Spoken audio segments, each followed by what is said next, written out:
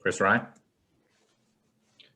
Hey, Jason, what eats at you about tonight's game? Is it the execution down the stretch? Is it the 24-point lead? You guys obviously played well in getting to that point, but what eats at you about not being able to finish it? I think just blowing the lead was the toughest part. Obviously, gave ourselves a chance in overtime, but if we want to be a really good team, we gotta put teams away early, especially being up 20-some points. But we let them come back. Gary Washburn. Jason, when they start blitzing you and trapping you, what can you do about that? That's going to be some obviously the teams are going to pick up on. And that second half, it just seemed like it was an adventure to try to get the ball up the floor and into your offense because you were already facing two defenders. Yeah, obviously it was blitzing, the whole second half overtime. I guess I got to get it out a little quicker. And then, when we did get it out, I feel like we had quite a few times where we had some good looks. Guys would be swing, and guys would be open for the three. Guys rolling for layups. Just couldn't hit some shots tonight. Jared Weiss. There were a lot of plays in the fourth quarter where the play was set up to get you the ball on the move, and then when New Orleans would shut it down, you would a lot of the times have to kick out and kind of reset into a post-up or an isolation. Do you feel like everyone's on the same page about how to proceed after that first action breaks down? I don't know. It's just more so reading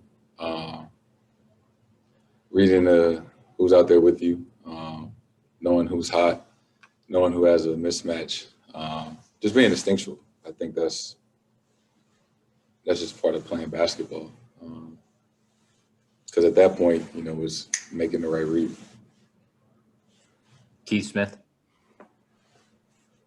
Jason, what happens that causes you guys to go into kind of walking the ball up the court a lot in these second halves? It seems like you play quicker, not necessarily fast breaks, but getting it up the floor, getting into your stuff, and in the second half, everything just seems to slow down. I think that's a result of not getting stops. Obviously, once you get stops, steals, deflections, it's easier to push the ball up, be fast.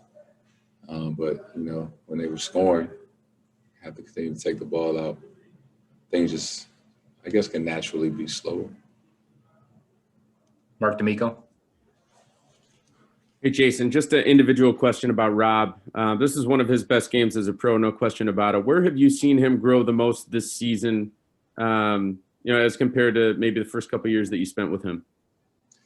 Rob is continuing to improve night in and night out.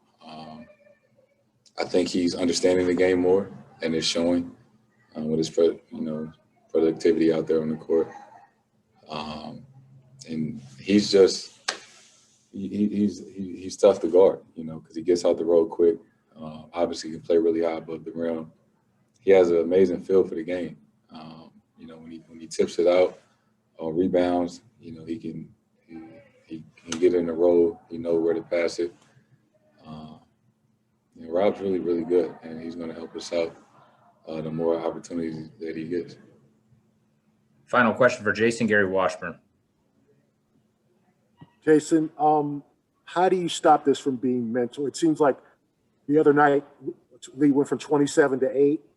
I mean, how do you kind of get from the here we go again? Because it can quickly turn from physical to mental where you guys think you're going to blow leads, and then it all of a sudden becomes more dangerous.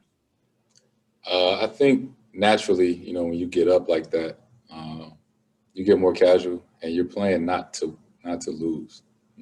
Instead of playing to win, instead of being in attack mode and doing what got you that lead, you kind of playing, not to mess up. And then that's when you overthink it. So we just gotta play. All right, I'll wrap it up right there. Thanks, Jason.